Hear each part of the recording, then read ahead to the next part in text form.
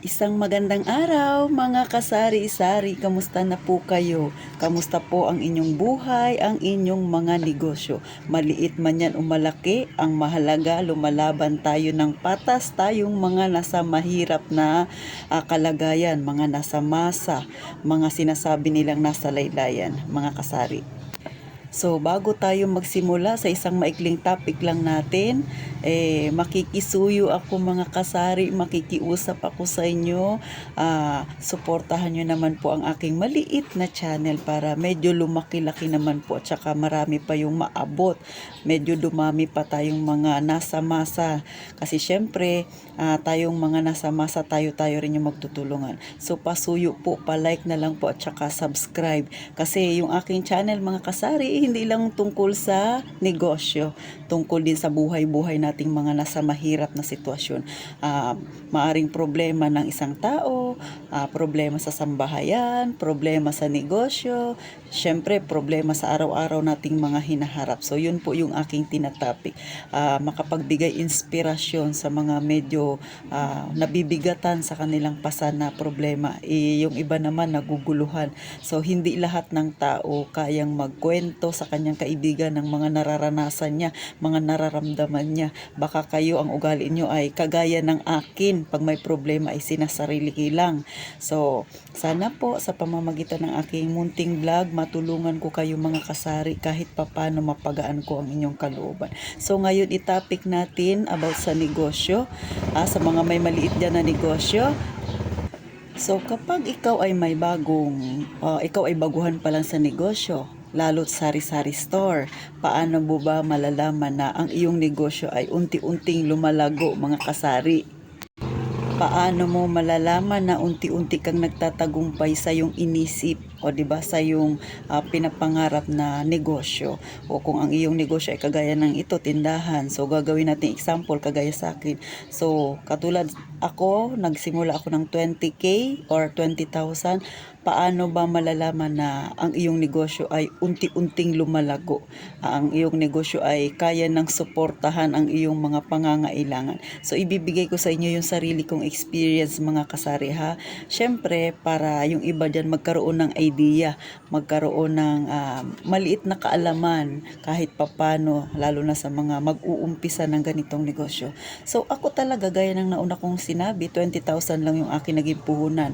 Kung makikita ninyo sa likod ko yung mga dilata ko na yan, sa harapan tatlo-tatlo, sa likod po niyan ay puno din yan mga kasari. Kung ano ang harap niyan, yun din ang dami ng likod niyan mga kasari. So nung nag-umpisa ako, ang makikita nyo dyan yung aking dilata ay dalawa lang yan sa harap, dalawa. Tapos sa likod wala siyang laman. Kasi nga, ilan lang ba ang mabibili mo sa 20,000, lalo na dito sa amin sa Puerto Princesa City, Palawan. Malayo kami sa Manila. So, medyo may kamahalan ang mga paninda dito sa amin. So, ganun mga kasari, nag-umpisa ako ng 20k, tapos yung aking mga dilata, dalawang piraso. Yung harap niyan, hindi pa yan tatluhan, dalawa lang yan. Tapos yung likod, walang laman. Kaya, alog-alog talaga. So ngayon makita mo tatlo na siyang magkakapatong, plus ang likod niyan ay tatlo ring magkakapatong mga kasari, di ba? Nag-start ako ng 2020, August 2020 ako nagsimulang magtinda, pero nagkaroon talaga ako ng permit sa City Hall ay January 2021 kasi alanganin ng magkuha ng permit kasi August na ako nagsimula, no? August 20. So kung kukuha ako, lugi ka kasi isang taon yung babayaran mo, tapos ako ilang buwan na yung nakalipas, diba? So ganun mga kasari, 2021 ako kumuha ng permit, parang nag-ready pa ako. So ganun po. So ibig sabihin kung ito total mo siya nung August 20, 3 taon. So lalakad na ako ng 4 na taon, maglalakad na. So paumpisa na, di ba? Pero sa 20k na aking puhunan mga kasari, eto na po yung aking negosyo. So makikita nyo, ganyan ang itsura niya. So ganyan na siya mga kasari, marami na. Ang soft drinks ko noon ay pailan-ilan lang, ngayon po ay marami na. Pero ngayon kasi medyo mahirap magbenta. Yung soft drinks ngayon ay hindi advisable para sa akin ha, sa area ko, hindi advisable na magtambak ka kasi hindi siya ganun kabenta gawa ng nagsimula nung pumutok yung pandemic. Maraming mga tao ang apektado, mga ang kanilang negosyo, ang kanilang trabaho. So talagang nag-cut din sila ng kanilang mga pangangailangan ng gastos, di ba? O ganun din naman tayo mga nanay, di ba? Ay, kailangan nating magtipid, o di ba?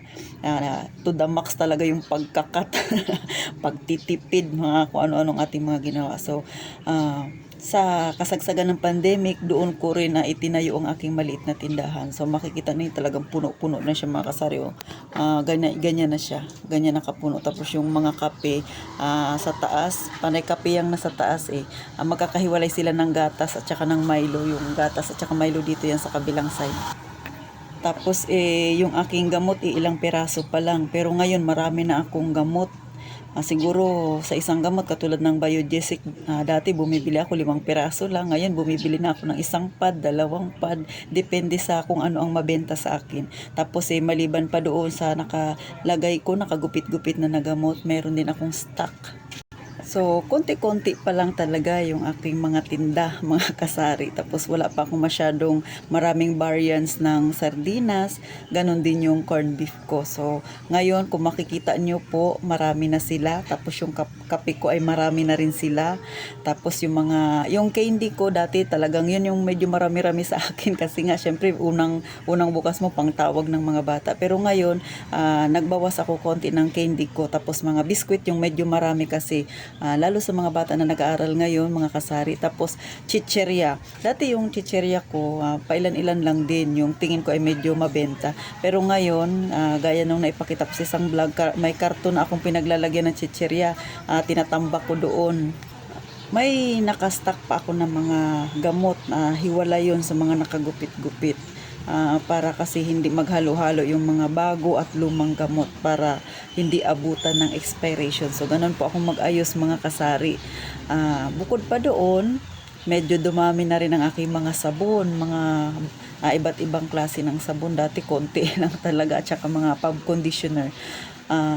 Talagang yung aking tindahan sa 20K sobrang alog-alog. Pero ngayon, nakita ko talaga medyo dumami na ang laman. Kahit yung mga suki ko kapag bumibili, sinasabi nila sa akin na marami na daw yung aking paninda. Pero syempre, kasi ako araw-araw kong nakikita yung paninda ko, parang naisip ko, parang konti pa din. So, ganun pa din ako mag-isip, konti pa din.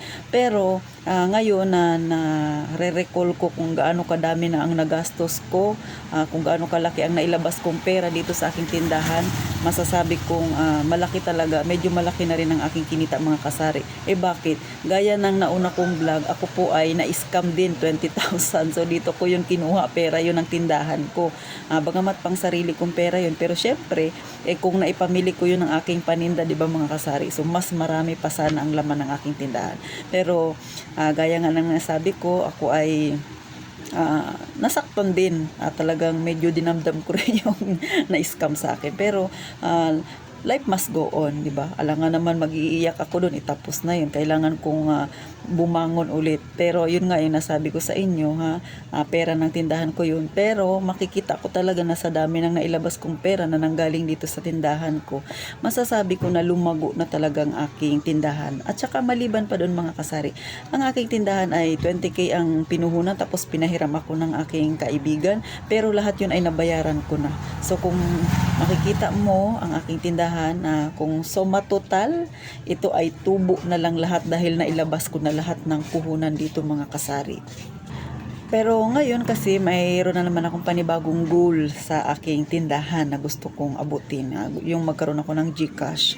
So, hindi ko pa alam kung kailan. Pinag-iipunan ko pa paunti-unti. Ayaw ko rin kasi ng pabigla-bigla. Pero mag-start siguro ako ng kaunti muna. Yung mga bibili sa akin na GCash, itatry ko muna. Kunwari, bibili sa akin tapos yung ipapambayad niya i-GCash. Itry ko muna yun mga kasari. Pero hindi muna ako magpapa-cash in, cash out kasi wala pa akong ganong kalaking pera. Pero kung magbabayad sila through GCash, tatanggapin ko na muna siguro para maipon-ipon. Actually, may laman na rin yung aking GCash. Pero hindi pa siya ganun kalaki kasi hindi ko naman siya pinapansin.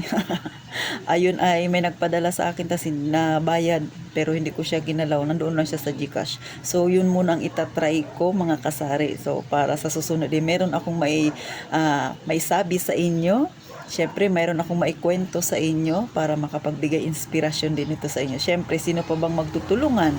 Kundi tayong mga nasa masa ang pamumuhay, mga nasa maliliit na gustong umangat-angat kahit kaunti ang pamumuhay. So thank you mga kasari sa inyong panonood. Sana po ay makapagbigay inspirasyon, makapagbigay kaunting idea na ang tindahan talaga basta matyaga ka, masinop ka sa pera, kahit gaano pa kaliit ang iyong puhunan, paunti-unti ay lalaki at lalago din yan. So mga kasari ha, huwag mawawalan ng pag-asa kung ang inyong tindahan ay aalog-alog, baka hindi mo mamalayan, maging kagaya ka rin sa akin na unti-unti mismong customer mo na ang magsasabi na umaangat, lumalago ang iyong paninda. Thank you po muli mga kasari at huwag kalilimutan mag-subscribe sa aking maliit na channel mga kasari ha. Tulong nyo na lang po ito sa akin. So thank you po. At ito ang inyong pambansang tindera, ang atitintin ninyo. Mag-iingat kayong palagi mga kasari.